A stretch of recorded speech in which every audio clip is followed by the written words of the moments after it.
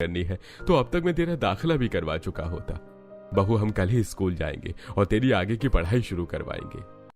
नेहा को विनोद की बातों पर विश्वास नहीं होता और विनोद इतना बोलकर बाहर चला जाता है। नेहा सारा काम खत्म करने अपने कमरे में जाती है और अपने पिता की फोटो से बात करती है। पापा, क्या ससुर भी पिता जैसे हो सकते हैं? मुझे यकीन नहीं हो रहा। पापा जी ने मुझे खुद आगे पढ़ने के लिए बोला।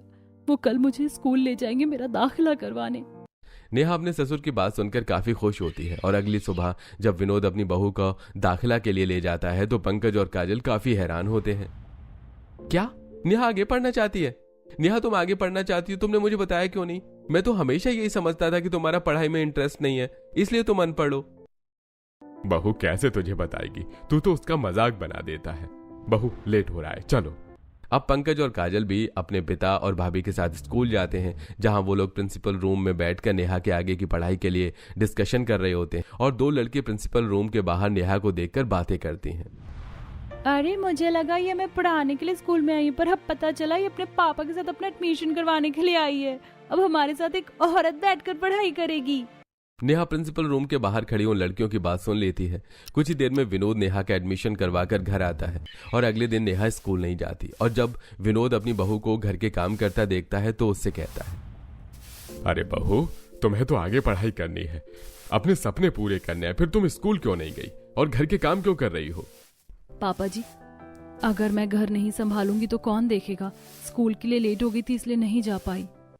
कल से तुम्हें यह सब काम करने की जरूरत नहीं है, तुम स्कूल जाओगी। घर की सफाई के लिए मैं एक नौकरानी रखूंगा जैसे पहले रखा था।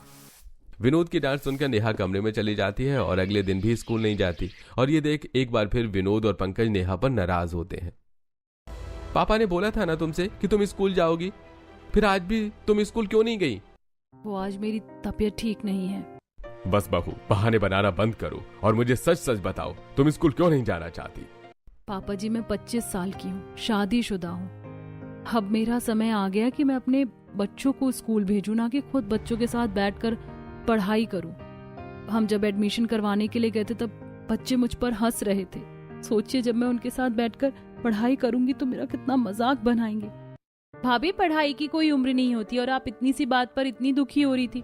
हम आपको स्कूल नहीं भेजेंगे, बल्कि आपकी पढ़ाई भी ओपन से करवाएंगे। क्यों पापा?